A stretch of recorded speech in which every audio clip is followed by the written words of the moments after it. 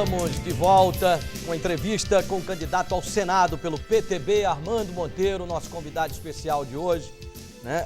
Espaço dedicado a ele, sendo sabatinado aqui por jornalistas, convidados, por estudantes da FUNESO e também, daqui a pouco, por integrantes de organizações não governamentais. Quero agradecer a você que nos acompanha neste momento em TV aberta, no canal 22, para toda a região metropolitana do Recife. Na NET TV, canais 45 e 58. Na Cabo Mais, canal 20. Na Rede Mundial de Computadores Online, no www.tvnova.tv.br.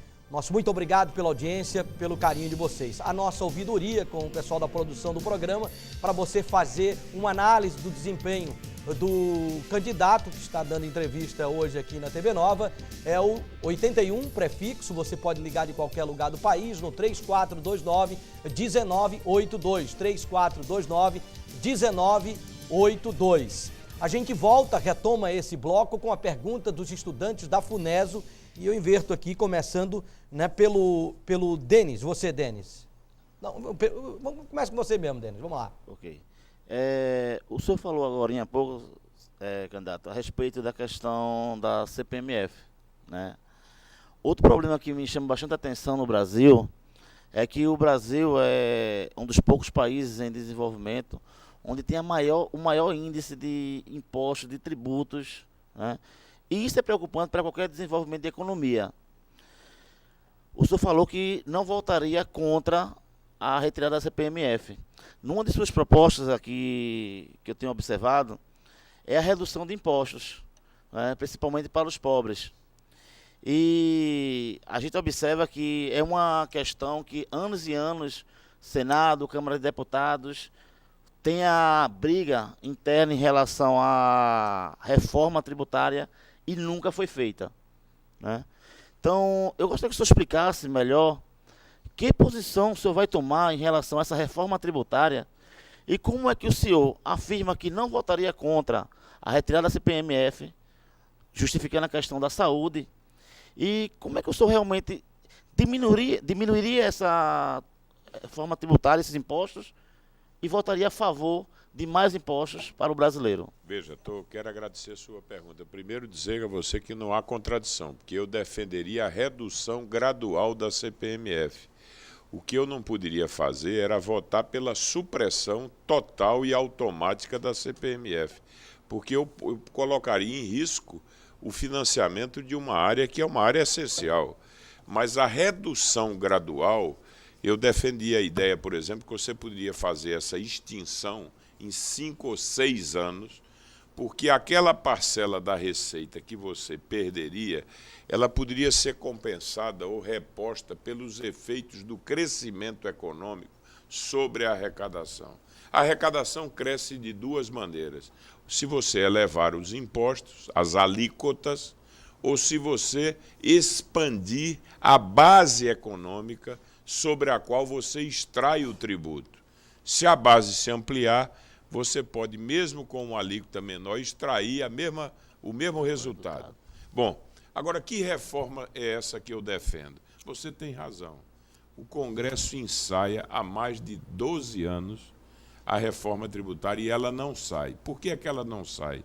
Porque ela é complexa. Em qualquer lugar do mundo, fazer reforma tributária não é uma coisa simples. Imagine isso num país que tem contradições imensas. Um país onde há estados consumidores, estados produtores, estados desenvolvidos, estados menos desenvolvidos, né? Então, essa heterogeneidade, esses desníveis regionais, que muitas vezes opõem estados ricos a estados pobres, dificulta muito dificulta muito a obtenção de um grande acordo político que deve preceder uma reforma desse alcance. Agora, qual é a reforma que eu defendo? Eu acho que o sistema tributário brasileiro tem uma marca de muita injustiça. Os impostos estão quase todos incorporados ao preço dos produtos e dos serviços. Ou seja, na tarifa de energia, na tarifa do telefone, tem muito imposto na conta do telefone. e na cesta até de alimentos. Então, quem paga mais imposto no Brasil é o pobre, porque tem a mesma quantidade de imposto na cesta em que o pobre consome da do rico. Isso significa que é regressivo o sistema. Ele penaliza os que têm menor renda. Eu defendo um sistema que possa, pouco a pouco, se apoiar mais na tributação da renda do que do consumo. É claro que não se pode fazer isso de uma vez, mas o que eu defendo é reduzir os impostos dos bens e das mercadorias, aumentando progressivamente a tributação sobre a renda, para dessa forma reduzir o preço dos produtos e torná-los mais acessíveis para a população mais pobre. Marcela Brito.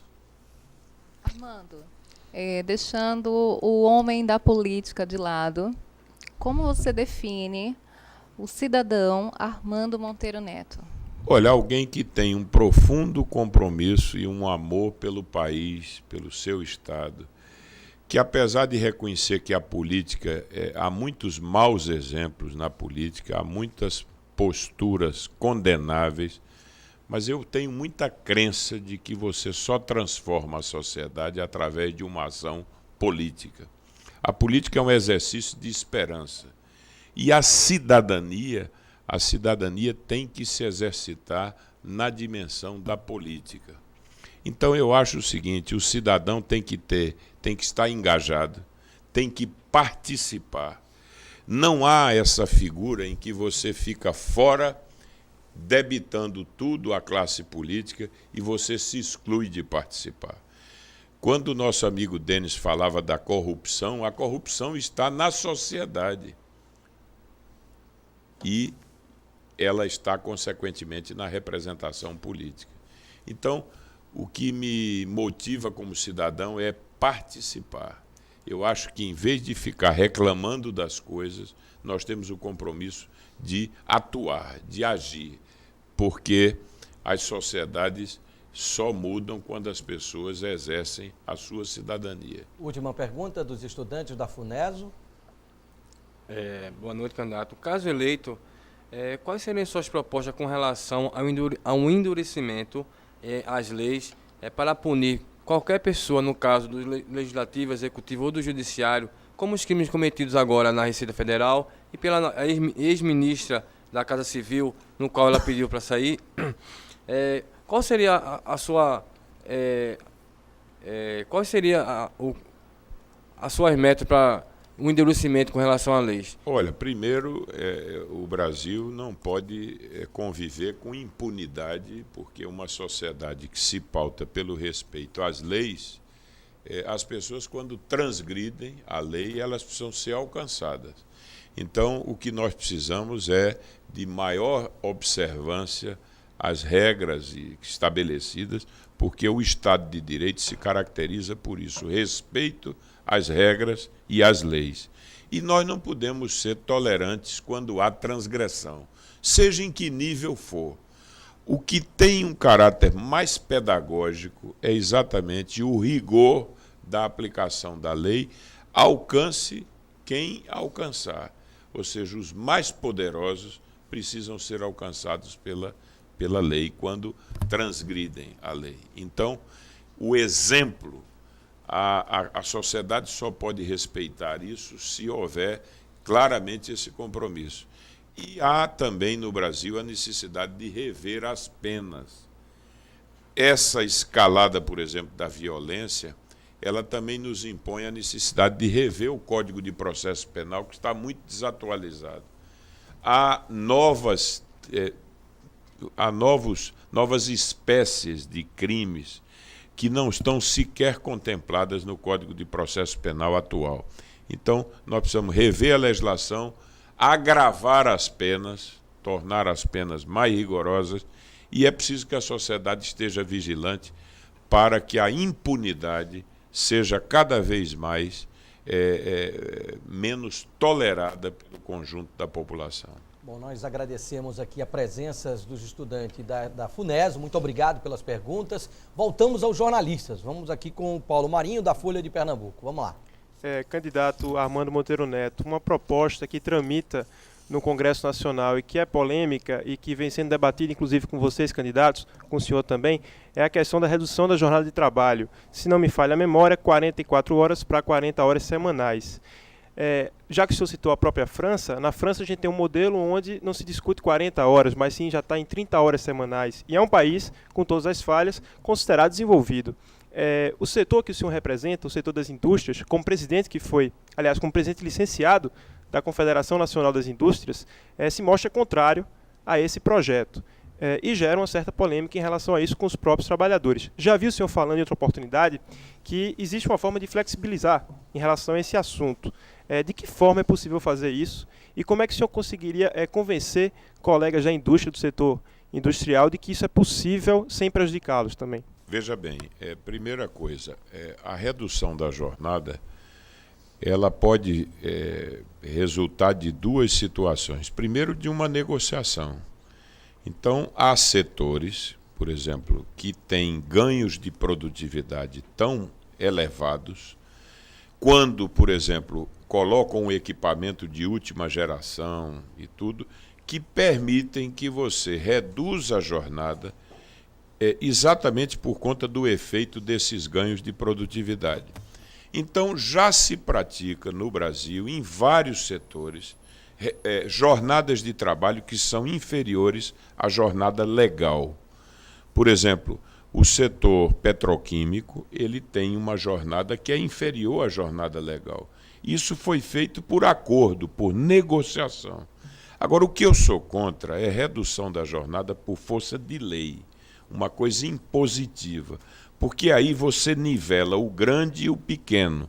Eu pergunto a você, uma pequena empresa de confecções do Nordeste, ela pode de repente suportar uma elevação do custo da hora trabalhada da ordem de 20%?